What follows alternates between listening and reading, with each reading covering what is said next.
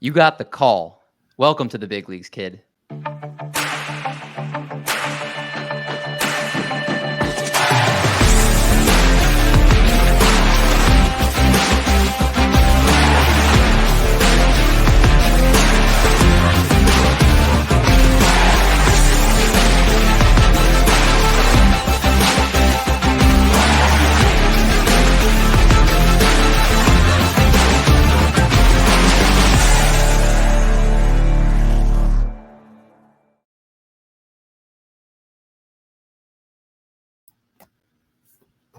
What's going on, everybody? Welcome back to the Call Up, presented by TriplePlay Fantasy. We are back with you guys with another great week of prospect talk. Guys down in the minor leagues doing big things and everything under the sun, as we do every single week. Of course, joined by one of my co-hosts this week here in Vinny, aka Down on the Farm 8, and a special guest that we're going to get to in just a second. But first, Vinny, how are you doing? Doing good. We had a nice eventful all-star weekend, had some pretty cool stuff happen. Pretty, crazy draft, I would say. After like the first three picks, it was a toss-up. And when we get to that first-year player draft episode, it's going to be very interesting. There's a lot of interesting names. But then we finally had, preview, but we finally had Christian Encarnacion Strand come up. Mm-hmm. Been waiting all year for that. So, yeah, it's been a pretty busy week. It has. I got to ask you, I was very tempted to bet on Dylan Cruz going number 2 to the Nats. And we were even talking about that in our Twitter group chat. Did you feel confident that that was going to be the pick? Or did you think, I felt like with the Pirates going at number 1, it was in so many different directions. And did you expect the draft, at least in the beginning, to go as it did? Yeah, because there was a lot of buzz leading up that Dylan Cruz was going to ask way too much or at slot for the Pirates. So the rumors were that they were going to either go Paul Skeens or Max Clark, but as time rolled by on draft day, Max Clark conversation totally cut off. So that's when I started leaning on Paul Skeens. But yeah, it was pretty good pick for the Pirates. Between Skeens and Cruz, and LSU did things right with their their top 2 players getting drafted 1-2. And I'll tell you who deserves to be a number 1 pick. The guy that's also on screen with us right now. If you guys have been in the fantasy baseball space for a little while, you guys heard him on the SP Streamer podcast, and he did the UT Streamer work for him over at spstreamer.com. He is at UT Streamer on Twitter. He gives tons of his Red Sox takes, usually hate on Twitter. But this man's a diehard Red Sox fan, knows the organization from top to bottom, inside and out. It's Josh St. Marie in the house tonight. What's going on, Josh? What's going on? I think that's a pretty good intro for me. I think the only thing you need to know to understand me is I am an incredibly biased individual, and in the baseball world, that means I'm biased towards the Red Sox. And there is also actually one player in the first-year player draft who I am also incredibly biased towards for different reasons, but I won't get into that right now. Well, that will definitely be a fun conversation to have down the road. But as I mentioned, you are a diehard Red Sox fan, and not just at the major league level. You know this prospects, this the whole organization from A-ball, AA, AAA. You know the whole team, and I'm going to be curious to hear your thoughts. Vinny, one of the best prospect minds out there. Michael, of course, who we missed dearly tonight, also an amazing prospect mind. So I am interested to hear your thoughts over time in terms of your thoughts with some Red Sox players to their thoughts with Red Sox players. I just think it's very interesting. Do you feel like you are Roman Anthony's true number 1 fan? Yeah, I do believe that it was more clear maybe a month ago. It is now far less clear because part of the name of the content game is hot takes, and I think a lot of people are using Roman Anthony to give off a hot take to get some clicks. So starting to see some of the takes I've had behind the scenes creeping into the real world here. But yeah, I think if I'm not number 1, I am pretty close to it. Well, you know what? If we're going to bring his name up and we're talking about you being his number 1 fan, I think we have to lead off the show talking about him as one of our top players of the week. And let's look at him right now. Obviously, in the Boston organization, he split time between A-ball and high A-ball so far this season. 292 plate appearances. He's got a 265, 408, 465 line, 9 home runs and 12 stolen bases. Almost 20% walk rate to go with that as well, Josh. Again, this is your guy. Boston is your organization. I want you to give our audience just your thoughts on Roman Anthony. If you have a player comp, I don't know if that's something that you have in your back pocket for him, but just tell us, for those that have never heard or seen him play, what we get with Roman Anthony. Yeah, so I don't know how long I'm allowed to wax on about a player, but I'm going to I'm just gonna take you down my Roman Anthony journey, because I think it's important for me to caveat all this with I stumbled into Roman Anthony. I'm in a pretty serious 30-team dynasty league. I think it's the best league in the world, and I didn't have a pick in the first year player draft till the 3rd round this year. And one of the things that has developed is I'm so biased towards the Red Sox is the entire league has reacted by being negatively biased against them. And so 2 Red Sox prospects were falling in that draft. One of them was Roman Anthony, but the other one was Mikey Romero. And that's who I had my sights set on, and that's who I wanted. And I was telling everyone, I need to trade up. I need to get this guy. I'll give you everything I got. I need the Red Sox #1 draft pick. And people are like, I got my own guy I want here, but maybe the next guy will trade you. Well, we got all the way up to the pick before me, and Mikey Romero goes. I mean, he's fallen at this point maybe a round past where I expected him to go, at least a round past where I started telling people I'd trade up. And he gets sniped the pick before me, so I'm raging. I have nothing prepped. I am only focused on Mikey Romero. And I'm like, well, I might as well take this other Red Sox prospect that's fallen, Roman Anthony. Come to my team. I'll root you on. That's just how I am with the Red Sox. I gotta find a way to get my Red Sox on my team. Well, fast forward maybe a couple months, and I start following him closely at Single A, and I see a video of him hitting a double one day, but I just was so enamored by his swing. I'm a lefty, so I have a really special spot for lefty swings.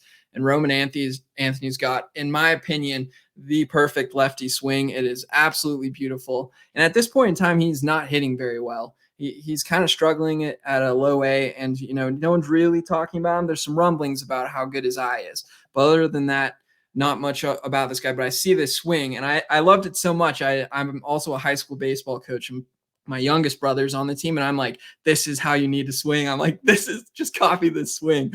And he's like, dude, he's not even hitting well. I'm like, no, trust me, this swing's beautiful. So that was the moment I fell in love with Roman Anthony. Well, fast forward to at this point, a month, and I don't remember when he was called up, about a month ago. He's called up to high A, which was kind of surprising, because if you pull up Roman Anthony's stats at low A, they're not good. He hit 228. He did have a 376 on base percentage, but his OPS was 693. And this is a guy the Red Sox are calling up to high A at a level where he's going to be the youngest player at the level by 6 months. And so it's kind of like, whoa, what do the Red Sox see in this guy? We know he has an elite eye, but he's not really hitting. He has a big ground ball problem. He's hitting everything into the ground. He was a guy who was projected as having his carrying tool would be his power, but he's hitting everything into the ground, so it's not really working. Well, the theory is that they called him up to high A because this is going to sound absurd, especially when you see his stats. The low A pitchers were just so bad that he just was refusing to swing, and they couldn't get him to work on elevating the ball because he just had too elite of an eye for the level. So they threw him up to high A. And since then, he's been on an absolute tear. He has played 20 games there now, and in those 20 games, he has all 9 of his home runs in those 20 games, and he has a WRC plus at the level of 228, so that 149 WRC plus, you see, is not telling the full story. Again, at a level where he is the youngest guy by 6 months, and he's now even younger because Jackson Holliday was called up. He has a WRC plus of 228, and it's funny you asked me for a player comp. I don't really have a major league player comp, but I tweeted out jokingly a couple weeks ago that if Jackson Holliday played outfield, he would be Roman Anthony. And I firmly believe that. Now I'm hiding a little bit of his flaws. I don't know. Do we get into that in the show, or do we just talk about how awesome he is? I mean, you're saying you're Roman Anthony's #1 fan, and you gloat about him for a little bit. If you have like a quick part about his flaws, you don't have to like go too deep into it, but just maybe if people are looking at him, what they should be aware of in terms of maybe some holes in his game.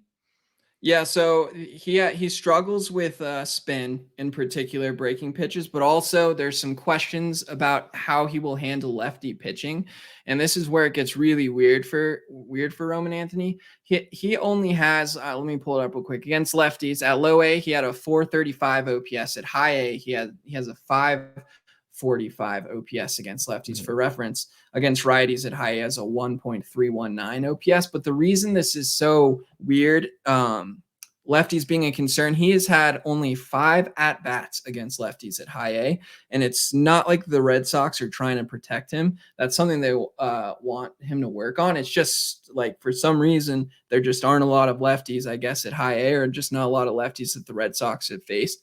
And so that's something to watch with him going forward. Is he does have some platoon concerns, but I mean, if you're going to hit as well as he's hitting, and you need a large sample size to be able to tell if someone needs to be platooned. So, but only 5 at bats against lefties is a little weird, but Well, that's his thing. I feel like I know a lot about Roman Anthony now. For someone that hadn't known much about him going into the show, I will say that it's for those that are definitely watching once we put this out.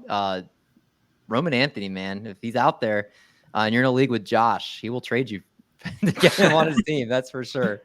But yeah, I love everything you're saying about him. Roman Anthony does seem like an amazing prospect and somebody that the Red Sox will love having on their team for years to come. So I gotta say one last thing. I know Yeah. I've talked a lot, but I would be remiss, just if people are wondering, I consider him the top prospect in the Red Sox system. I consider him borderline top 10 in baseball. Baseball Prospectus actually just last week ranked him number 9 overall in all of baseball. So this isn't just me being a biased Red Sox fan. There's some serious hype about it. I think number 9 is a little high, but I think Roman Anthony is totally legit and is possibly better than Marcelo Meyer. Oh, that's you have your flag planted, and I like it. I think I'm looking at MLB.com's top prospects, seeing where they rank him. He is. It's good. This is good. Good podcasting. He is. Actually, wow, he's number 99.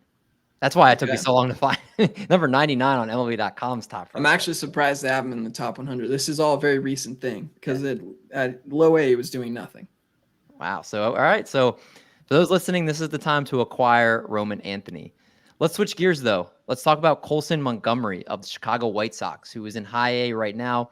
Over the past week in 14 plate appearances, hit 286, had 4 RBIs, and on the season between 2 levels, not a lot of power, only 63 plate appearances, but 2 home runs over that time, 200 ISO. So maybe there is more power in that bat than I'm giving credit for, but that 30.8% walk rate really stands out to me, Vinny. Talk to me about Colson Montgomery. What should we know about him? Yeah, if the name sounds familiar, Colson Montgomery, a 2021 first-round pick for the White Sox. He was rumored to go to the Royals at 9 instead of Frank Mazzucato. So teams were very highly on him going into that draft. Last year, he had an okay season. Towards the end, he suffered a back injury and was playing with a back injury. He really tapered off. The White Sox were very aggressive with him and actually sent him to Double-A Birmingham, which now looking at it with the back injury, maybe shouldn't have done it. Coming into this year, the back injury lingered on. He just started resuming playing about a month ago. He just came back from the Arizona Complex League. But we're talking a healthy Colson Montgomery right now. He is a scary player right now to watch. Since coming back to low A, he has a 15.4% K rate to a 30.8% walk rate. He just does not strike out anymore. Like, I remember watching him last year. You know, he was, aggressive high school hitter, fresh out of the draft. Usually you see that in, high school prospects coming out of the draft, especially one of his caliber from being a cold weather Midwest guy. But no, something changed. He put a lot of work in during the off season. He physically looks more bulk. Like he is very selective to the point at the plate where he it's almost like an X factor. Like he can control an at bat now. And if we've seen what he's done in the past, even with being aggressive, the bat is easily carrying to. We're talking about, a ceiling of a 60, 65 type of hit tool. We're still waiting on the power. With that back injury, I think we're going to have to wait a little longer now to see if the power comes. So you don't want him really, being very violent and aggressive with swinging. Like, my only concerns with him are, we might not see a big stolen base type of threat from him. He has okay speed, but I think as he keeps on filling out, he's maybe a 20 steal guy at the next level, maybe 30. Like, even with the new bases, like, that's my only concern, and I'm not really that concerned of it. But we're talking a 262 WRC plus. Mm-hmm. I went back today and was going through rankings. I'm re-updating my top 100 list. Like, I've come to the conclusion, like, he's inside of my top 10 right now in minor league baseball. There's a lot of similarities I see to him right now to 2021 Evan Carter. They have a similar bat path, similar approach at the plate. I believe Colson Montgomery can get into that power. But yes, if you're, White Sox fans, you best believe this kid is probably your shortstop of the future. Like, I know it's high A, but you don't see this type of plate discipline with a kind of hit tool, especially with a kid this young. So, go out and get Colson Montgomery while you can, because people are really starting to catch on to his just crazy resurgence into high A. I don't expect him to be here much longer. I'm pretty sure we're going to see him bumped very soon. I would believe that he's also probably starting next year in AAA. Like, go get him now. Do you see a Corey Seager ceiling for him? Because I've looked, and that was a couple comps that I saw for him. Yeah, I could see Corey Seager. Another interesting one I would say is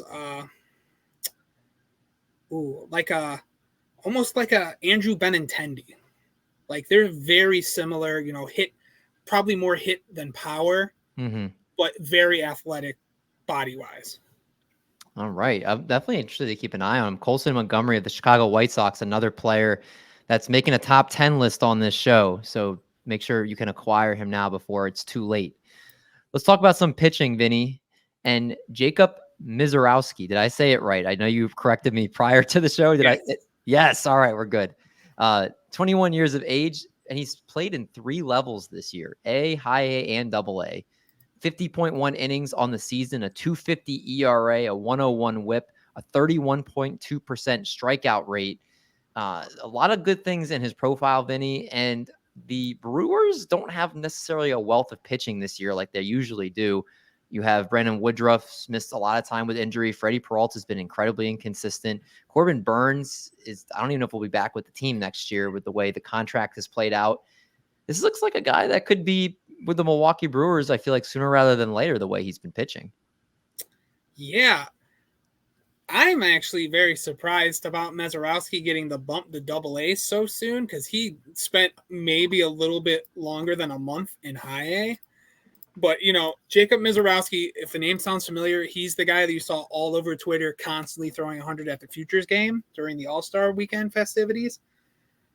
This kid is scary. Like, I remember all the draft talk going into last year. Jim Callis of MLB Pipeline, this was his favorite pitching prospect that was going under the radar. He was a junior college guy, had some elbow issues, so there was a lot of questions with him, where he would go, where he'd land.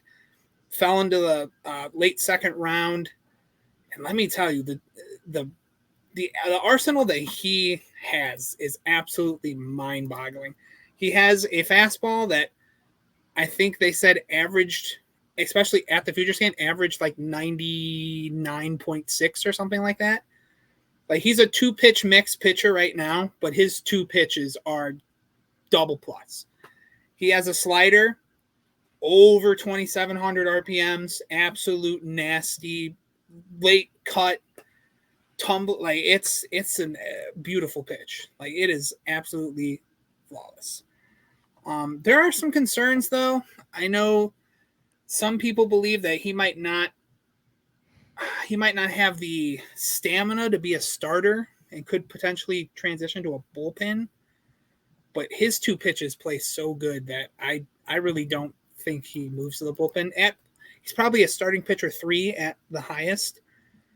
At Brewers wise, I would say they're probably their best pitching prospect now. I would say he's probably dethroned Robert Gasser. Mm-hmm.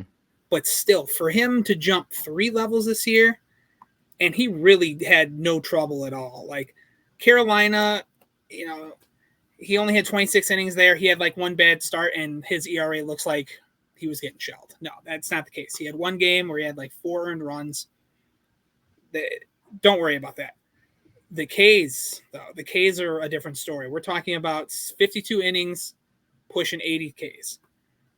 The fastball slider combo is definitely working. This will be the real test, though, at AA. Usually this is when we see when pitchers get exposed for their arsenal or, their command. Well, this is where we see the red flags. So this will be interesting to watch him moving forward, especially with AA Biloxi. Can't wait to see him. And is there a shot that he gets the call this year, you think, Vinny? No, I don't think so. I think it would be far-fetched. He'd probably hit his pitch limit before that. I would say there's a good chance probably next May. What about getting the call as a reliever? I've heard some rumblings that might happen for him. That could happen. I just don't know if they'd do that unless they're in the playoffs. But even then, I don't think that'll happen. If best case scenario for him to pitch past the season would probably maybe the Arizona Fall League. I would say we could potentially see him there. I feel like there's other pitchers in the organization that would get run before him, like a Robert Gass or like an Ethan Smalls. Like they have a bunch of guys in AAA Nashville. But yeah, if we're talking about a pitcher that's very hot right now, especially in stock for Dynasty, Misiorowski's up there. Like he's easily a top 10 starting pitching prospect in baseball. God, Ethan Small, I feel like, has been in AAA forever. Like he's been bouncing back and forth. I've been hoping he succeed because he's one of the guys I actually remember when we brought up on the show for the first time he got the call. Just hasn't found that success yet at the major league level. I was going to say before you move on, my big takeaway here is I believe that Misiorowski was drafted from the same junior college that Aaron Ashby was. And so I think next time I see the Brewers take a pitcher from this school, I'm taking him, no questions asked. Yeah. They got some intel there or something. That is crazy. God, Aaron Ashby, man. I forgot all about him this year just because he's missed the whole season. Oh, man. Yeah. They had so much pitching, the Brewers. It's just gone south so quickly. Yeah, especially this year with the emergence of Adrian Hauser out of nowhere. It's been like a carousel up there in Milwaukee. Yeah, it's awful if you're a Brewers fan. But I'll tell you this, though. As woeful as things have been for the Brewers at times, it's been the opposite for the Arizona Diamondbacks, who have been surprisingly been a contender this year. All of their hitting prospects, they have so many amazing hitting prospects in their system. We don't normally talk about too many of their pitchers. And here's one we're going to talk about tonight in Yu-Min Lin, who is a lefty right now in high A and double A so far this season. Over the last week, 6 scoreless innings with 8 strikeouts. And on the season, a 3.12 ERA, 109 whip, and 84 strikeouts over those 66 and a third innings pitched. So an 11.34 K per 9, Vinny, is very good. And the Arizona Diamondbacks, again, there has been a lot of pitching prospect for this team. We've seen Brandon Pfaadt come up and fall kind of flat on his face. I don't think that's necessarily going to be a problem long term. Tommy Henry hasn't looked great for them. It seems like they're lacking, outside of Zach Gallen, some really good difference-making pitching at the big league level. So let's talk about Lin, and tell me why Lin could be down the road someone that could be a fixture in this rotation. Yeah, Lin's very interesting because we saw him last year a couple times really pop up on the box score. We saw he was very efficient at Loe Visalia last year. This year really took off. Like they were very aggressive with him. They sent him to start the year in high Hillsboro, and he was just unhittable. Like we're talking, he's probably standing in his cleats, maybe 5'10". Like he's a small statured guy, and he's dicing up a pretty stacked, high A West. Like He had to face, the Giants farm system a couple times, the Seattle farm system a couple times. Like a lot of ambush fastball hitters, and he does not have a good fastball. That is not in any means his go-to pitch. His 3 go-to pitches are a plus curveball, a plus slider, and a double plus changeup. Let me tell you, if we're talking about a guy that, he's not on the 40-man roster for the Diamondbacks this year, I could easily see them making a move later this year to potentially get him run out of the bullpen for a potential postseason. Like, it's not, how to word this? It's not like power stuff. Like, I think he'll be able to be a solid starter, like 4-5. I don't think there's any kind of ace upside or 2-3 starting pitcher in him. The off-speed pitches that he possesses and how good his command is and his pitch ability makes him a very lethal asset. Like, he knows how to ambush hitters and not be careless with it. Like, he knows how to cover his mistakes. He did very good, with his transition. He just got called up to Double-A, had a very good start against a very good fastball ambushing team. Made like one mistake, nothing too crazy, gave up 2 hits. One was an extra base hit. But watching him pitch, it looks like he should probably be in AAA. Like, he is miles ahead of the Double-A competition. And it's only been 1 game. So, this could just be me overreacting over 1 start. But watching him translate from high to Double-A, I see no problems at all. I see nothing. Like, he looks like he's still pitching in high A. The curveball is an awesome hammer setup pitch. If he does improve on this fastball or any other, if he wants to lead with a changeup or his slider, his changeup is an awesome secondary pitch. The slider is very good, but at times he does lack command with it. That is my only concern. Changeup is very good. Sits mid-80s, has a lot of tumble to it. I would love to see what his spin rate is on his changeup, because that thing is nasty. Sometimes it looks like it's almost to the point where it's almost as deceptive that it almost looks like a fastball. Like, his fastball and changeup are pretty similar. Usually you see that pretty often with left-handed pitchers. But yeah, if we're talking about a guy that we might see this year out of the bullpen for a playoff run Diamondbacks, Yumin Lin's a guy to watch. I have a couple questions for you, Vinny. The first is, I see him listed at 160 pounds. You mentioned he's not your biggest pitcher. So he probably has a pretty small frame. I've never seen this guy, but is there some projectability to his frame that could make his fastball even tick to another plus offering for him, or is that always going to be a weakness of his? Physically, I think he's tapped out. Usually, you don't see pitchers once they start getting into like their early 20s. Usually you don't see pitchers jump up physically because they don't want to risk any kind of injury to the arm or anything like that. You usually won't see them on a very aggressive like weight routine or anything like that. So I'm going to say no. But like I said, I think the fastball is serviceable enough that even if it's not a plus pitch, if it's an average pitch, it still gets it done really well. Maybe they work on it during the off season with some drive line stuff or something like that. Maybe get a little bit more, spin on it, something. But yeah, he's becoming a really hot name in Dynasty, especially if we're talking like big accounts like, Clegg and Cross, like they're all over him now. And, I can see there's some upside with this kid that maybe he is better than a starting pitcher for if he works on the fastball. So he's a good flyer to take. All right. That's Yumin Lin of the Arizona Diamondbacks. Let's talk about people that were promoted, notable promotions over the last week to the big leagues.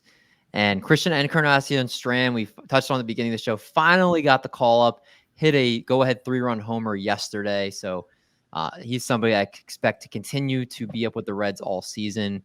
Yophery Rodriguez, the catcher for the Pittsburgh Pirates, him and Henry Davis both at the catcher position coming up and being a big part of the Pittsburgh Pirates, even though Henry Davis is playing a little bit more outfield now. Quinn Priester of the Pittsburgh Pirates as well, also getting the call, and Tyler Soderstrom of the Oakland Athletics. He is part of another little bit of a youth movement going on in Oakland. So excited to see these guys get the call and be able to produce for their big league clubs. Let's talk about prospect watch, players that are in the lower levels of the minor leagues that have caught our eye. And I want to start off first here with Yophery Rodriguez, Vinny, in the Dominican League right now, 17 years of age, 136 plate appearances, a 294 batting average, and 449 OBP. He's got a 21.3% walk rate and 11 stolen bases. We're got a Milwaukee theme going tonight with you, Vinny, but this is somebody that I'm sure many of our listeners or watchers have not heard of. Yeah, this guy right now, he's slipped under the radar for this year's J15 class, especially first-year player drafts. He wasn't a big name for the Brewers, at least when it comes to like their money spent. But this kid is really turning some heads. You usually don't see a 17-year-old at the Dominican Summer League right out of being signed put up the kind of K to walk rate he has, while also having a good average with extra base hits, home runs, stuff like that. This, if we're going to start hinting towards the offseason, this right now is my probably sleeper for next year to really take a leap forward, depending on how aggressive the Brewers get with him this year. I doubt with it being already late July, we see him go to the Arizona Complex League, but I'm not going to rule it out because I've seen crazier stuff happen. But we're talking about a 17-year-old, still has a while before turning 18 at a very good projectable body at 6'1", 185. He's a lefty, so left-handed hitter, and he throws lefty. Some of the video that I saw out of the Dominican Republic, he gives me vibes of like an early, almost kind of like a not Yordan Alvarez, but like a Josue De La Paula. Mm-hmm. And we know how big he blew up this year going into this year. Like, he is a big statured, athletic, left-handed hitter. He might not have the power of De Paula, but he easily has the hit tool. I would argue probably a 55-60 hit tool. But with that kind of frame, I could easily see him getting into 50-60 type of power. Like, we don't know what he's going to look like at the end of his body progression, which could really throw everything a whack. But, he's a solid outfielder. Average, maybe above average arm. But yeah, if we look at the track record right now with how the Brewers have been producing all these J15 guys, this is a guy to write down. We've seen it with Churrio. We're now starting to see it with Luis Lara. And it almost looks like Yophery Rodriguez is probably the next guy to start knocking on the prospect lists and everyone's doors, because he has some scary tools with some scary potential. Oh, man, that's exciting. Yophery Rodriguez, somebody that you think next year, like you said, people are going to be talking about him more, where he'll be a name that's just common everywhere. Yeah, I feel as we get into the offseason and there's like when everyone starts doing their deep dives for next year, he's going to be a very hot name, especially if he keeps this walk to strikeout rate going. He's probably going to be a very hot name. All right, you've heard it here first. Yophery Rodriguez. Keep an eye on him, especially in your dynasty leagues, if you're able to get him for cheap right now. Let's close out the show with our last segment, which is our Who's Next. Players that we think, just our prediction, will get the call. And I know that you wanted to talk about Evan Carter here, Vinny, of the Texas Rangers. Rangers, just what they need, more offense, right? Well, it looks like they could come in a big way with Evan Carter in Double-A, 9 home runs, 11 stolen bases, a 302 batting average. Everything across the board seems great. And I don't know if you did this before the show, Vinny, or this was just coincidence, but Adolis Garcia got hit with a pitch. Is that why you put him in? I was going to bring that up. No, I did not see that until I was uploading the slides. So that was a coincidence. I mean, it seems like the path is right there now with this, right? Especially if it's something that could be long term. Yeah, especially with how advanced Evan Carter is as a hitter. You know, I was going to say before the Adolis Garcia injury, we don't know what it is yet, but he did leave the game with no feeling in his arm. Hopefully a stinger, I would hope. Please be a stinger for my dynasty's sake. Please, please. But yeah, if we're talking about an impactful bat that could potentially, doesn't have to start every day in the outfield, could potentially DH. He could be, thrown anywhere in the outfield. We're talking about Evan Carter. Like, he produces at the highest level. He's very advanced. He's older than he should be at AA. We've been very, I can't think of the word, but we've been very, very rich to the fact of a lot of 20-year-olds having success in AA of recent, because this, a couple years ago, this was unheard of. But yeah, I could easily see them calling him up, especially if they're in a playoff run and if they don't want to go and, pay for one of these big bats at the deadline. Evan Carter could easily impact a lineup, and he doesn't have to single-handedly put a lineup on his back, especially with a lineup like the Rangers. So he's a very interesting guy to watch, especially now with the Adolis Garcia news. I can't think of anyone on the top of my head that would have priority to him. So this is something to watch, unless they really get crazy and start throwing Ezekiel Duran out in the outfield. Like, that would be the only reason I could see them not potentially calling him up. But yeah, my pick's Evan Carter. With you saying that, it made me think of something. Did you see ESPN's projected trade package for Shohei Ohtani from the Rangers today? I did. Did you laugh? Yes, I've been laughing at all of the fake mock trades the past couple days. Wait, what was? I have not seen it yet. What is it? Oh, God, it was Ezekiel Duran. I think Evan was. I don't know if Evan Carter was part of it. I think it was Duran, Foscue, maybe Jack Leiter, and Owen White. I want to say. I'm sure they would love to. No, there was another piece in it too. Was there? Oh, yeah. It was like literally like for a couple month rental, because he's not signing there. Some of these trades, let me tell you, some of these trades I've been seeing on Twitter, especially from MLB Network and some of these big named organizations. Like, you might want to double check what's a prospect, guys, before you do it, because they've been pretty brutal. What about before we get out of here, Josh, your thoughts too? Rays are gonna Ray. Curtis Mead was Mike's pick of who he thinks is gonna get the call, and obviously deserves it. Over 300 batting average. He's got 25 RBIs. The K rate 16%. Walk rate near 10%. I just feel like the Rays, between him and a couple other guys they have ready to go in AAA. I feel like it's never gonna happen. Do you guys think that any chance he gets the call, barring an injury? So Curtis Mead, you kind of put me on the spot here. Wasn't ready to talk about him, but he is a guy at the beginning of the year, someone I was super high on, and has struggled. If you have those stats, still, David, but I don't know if he's been heating up, but I don't think he's really forced the issue, and I don't really think the Rays necessarily have a reason to call him up.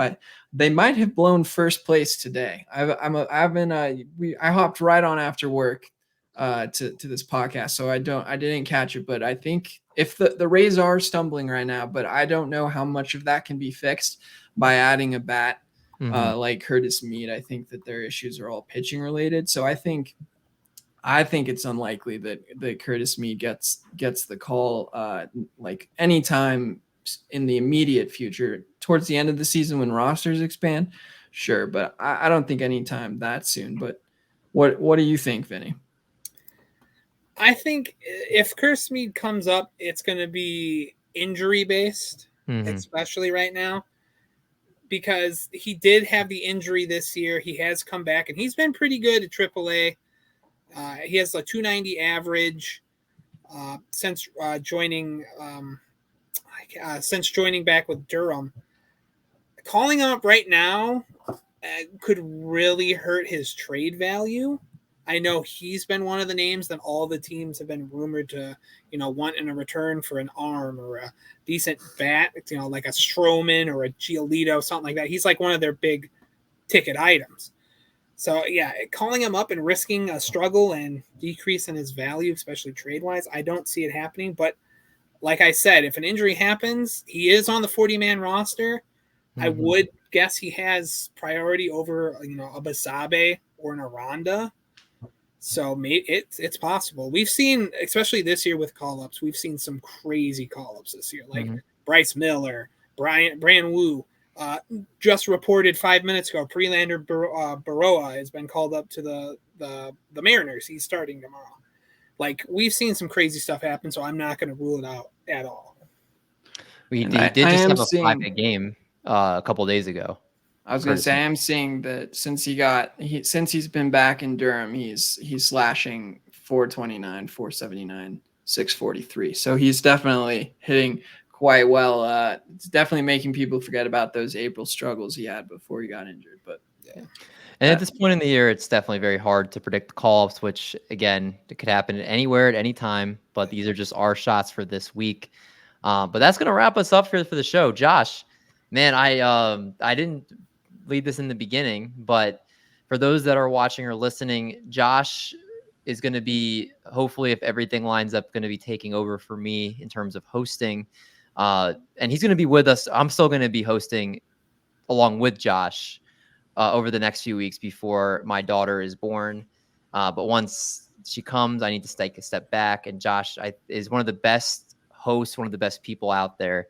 And so this is kind of your guys just get a first taste of Josh and everything he brings to the table. And again, it's a lot, just personality, knowledge, everything you guys are going to get with him. So if you guys really enjoy Josh being on the show, I would appreciate you guys show the love in the comments below on YouTube or just even on a podcast. Just, nice, write a review, tell how great Josh is doing, popping in here mid-season. And of course, Vinny, man, Vinny kills it every single week. So show him love as well. But Josh, I want to give you a chance, man. Anything you want our listeners to take away from today? Of course, where they can find you on Twitter or any other thing that you want our audience to know. I was telling you before the show, but I would not recommend me as a Twitter follow at the moment. But if you do want to follow me, I am at UT Streamer. You will only find me tweeting about the Red Sox on occasion, and then every once in a while, giving Alex Cora my business, as I'm just not a fan of Alex Cora. But I'm not going to get into that. But you're gonna see I see everything through the lens of the Red Sox. It's a problem, but you're gonna get a lot more Red Sox. David mentioned I know the system pretty well, and just a little bit of okay. There's some breaking news in the chat that got me distracted. I'll finish my thought real quick, but you said I knew a lot of the system. Spoiler alert, I like them all. So I'm sure you'll be hearing more of the Red Sox players I like in the coming weeks and months. But do we want to talk about this breaking news here, Vinny? Yeah, we can touch about this. They haven't announced what the return is for him yet, but the Oakland Athletics just traded Shintaro Fujinami to the Baltimore Orioles. Mm-hmm. Which, if we're talking about a name that really wasn't rumored, especially to be available in trades, like this is out of left field and very aggressive for the Orioles too. I mean, what are they going to do with him? He had an 8.57 ERA in just under 50 innings this year. They said no pitcher with 40 or more frames has allowed more than 8 earned runs per 9. He's been bad. I mean, he couldn't have. I'm sure it wasn't much, but is there like, are they looking at him like a specialist? It's been really bad. Yeah, obviously they saw something, at least enough. Maybe there's something they can fix with him. Maybe he's a 5. I don't know. This is, like I said, a lot of left field. I saw some rumors a couple days ago that Baltimore did have, or Oakland had scouts at Baltimore Oriole affiliates. So now I know why. Yeah. This is very interesting because I don't know what they would give up. I don't think it would be anything tremendous, but this is definitely an interesting move. And it's very, very shocking this early too, ahead of the deadline. Mm-hmm. Come for the prospects, stay for the breaking news here on the call up. For Josh, for Vinny, I'm David.